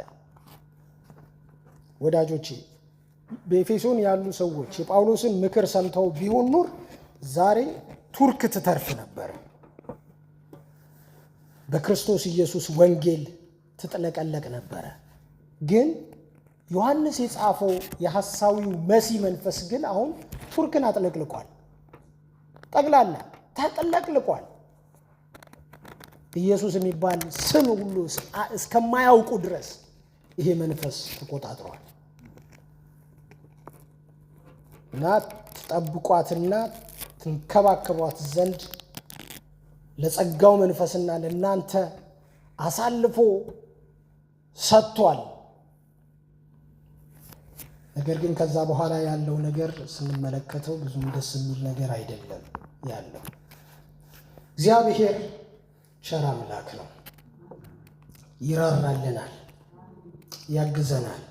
እንጸልያለን በዚህ መንፈስ። እግዚአብሔር ይመስገን። ወዳጆች እስቲ 2 ደቂቃ እንጸልያለን። እግዚአብሔር እንደው እንዲህ አይነት ሰዎችን እንዲሰጠን እንዲያበዛልን። ምክንያቱም ብዙ በሬ ባለበት ይላል መጽሐፍ ቅዱስ ሲናገር፣ ብዙ በሬ ባለበት ሲሳይ አለ ይላል። ብዙ በሬ ባለበት ሲሳይ አለ ማለት ምንድን ነው? የቃሉ ትርጉም ፍቺው ብዙ በሬ ካለ ብዙ የሚበራይ ነገር አለ ማለት ነው። ብዙ የሚበራይ ነገር አለ፣ ብዙ ስራ አለ። የእግዚአብሔርን ቃል የተሞሉ ሰዎች፣ የእግዚአብሔርን ቃል እጅግ በጣም የተጠቀጠቁ ሰዎች ሲኖሩ እግዚአብሔር ደግሞ ትውልድ ሊጠራ ነው ማለት ነው። ትውልድ ሊያበዛ ነው ማለት ነው።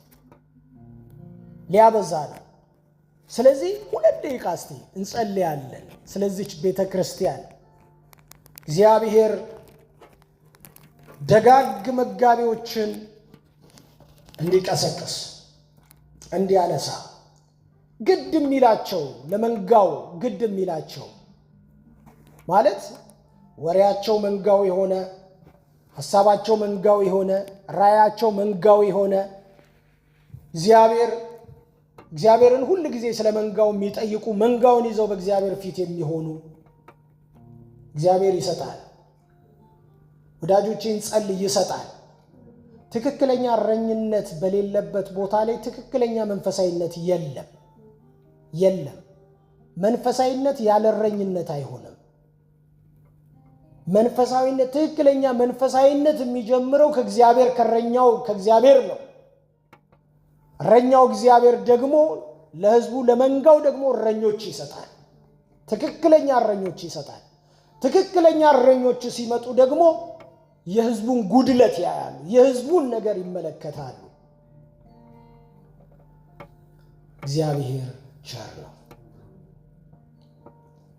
ያየኛል ወይ ልቤ ሲጨነቅ፣ ለነፍሴ ሰላም ስሻ፣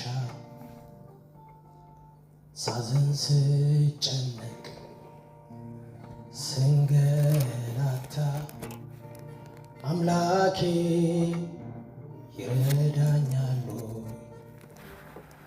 አዎ ያያል፣ ይረዳኛል። ሳዝን ልቡ ይነካል። በመንገዴ ሁሉ ፈተና ሲገጥመኝ ኢየሱስ ይረዳኛል። አዎ ያያል፣ ይረዳኛል። ሳዝን ልቡ ይነካል። በመንገዴ ሁሉ ፈተና ሲገጥመኝ ኢየሱስ ያየኛል። ልቤ ለነፍሴ ሰላም ስሻ ሳዝን ስተክዝ ስንገላታ አባቴ ይረዳኛሉ። አዎ ያያል ይረዳኛል። ሳዝን ልቡን ነካ በመንገዴ ሁሉ ፈተና ሲገጥመኝ ኢየሱስ ይረዳኛል። አዎ ያያል ይረዳኛል። ሳዝን ልቡ ይነካል። በመንገዴ ሁሉ ፈተና ሲገጥመኝ ኢየሱስ ይረዳኛል። ያየኛል ልቤ ሲጨነቅ ለነፍሴ ሰላም ስሻ ሳዝን ስተክዝ ስንገላታ አምላኬ ይረዳኛል። አዎ ያያል ይረዳኛል። ሳዝን ልቡ ይነካል። በመንገዴ ሁሉ ፈተና ሲገጥመኝ ኢየሱስ ይረዳኛል። አዎ ያያል ይረዳኛል። ሳዝን ልቡ ይነካል። በመንገዴ ሁሉ ፈተና ሲገጥመኝ ኢየሱስ ይረዳኛል። ያየኛል ልቤ ሲጨነቅ ለነፍሴ ሰላም ሳዝን ስተክዝ ስንገላታ አምላኬ ይረዳኛል። አዎ ያያል ይረዳኛል። ሳዝን ልቡ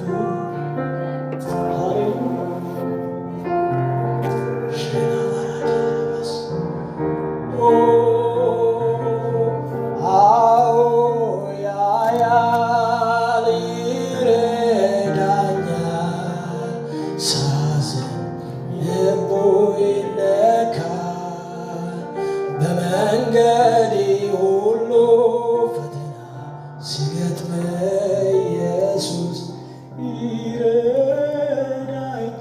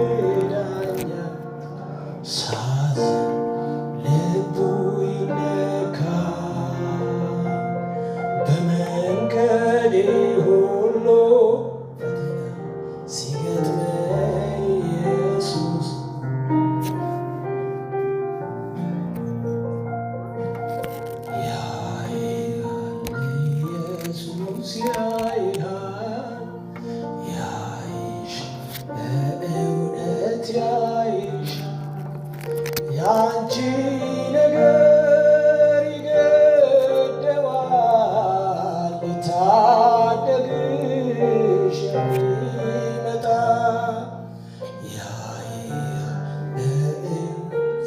ሃሌሉያ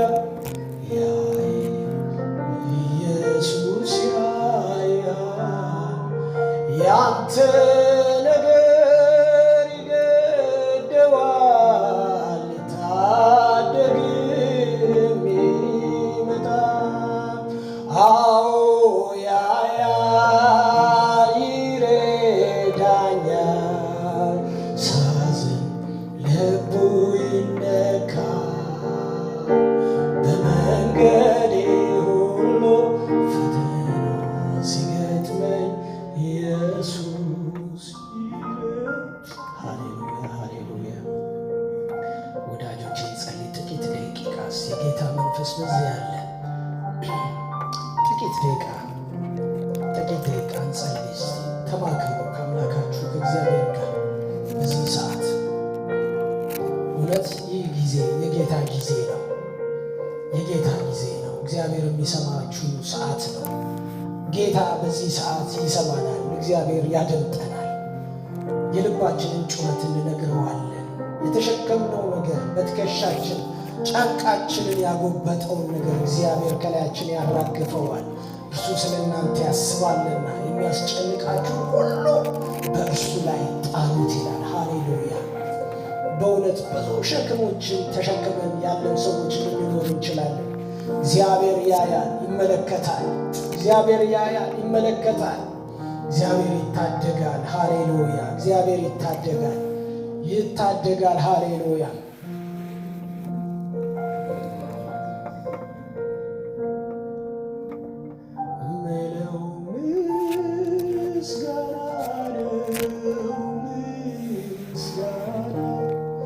ጌታ አንተ እጅግ ታላቅ አምላክ ነህና አስገርሞኛል መላው ማንነት ዘልቃ ያልክ ደግነት አትገመትም ኃያል ነህና ሁሌ አከብርሃለሁ በምስጋና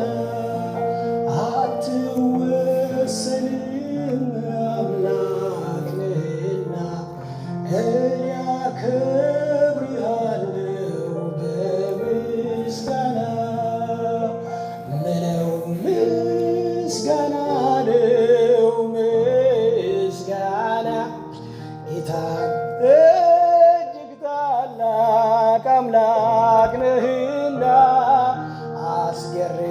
አስገርሞኛል መላው ማንነት ብገልጽ አያልቅ ሰፊነት አትገመትም ኃያል ነህና ሁሌ አከብርሃለሁ በምስጋና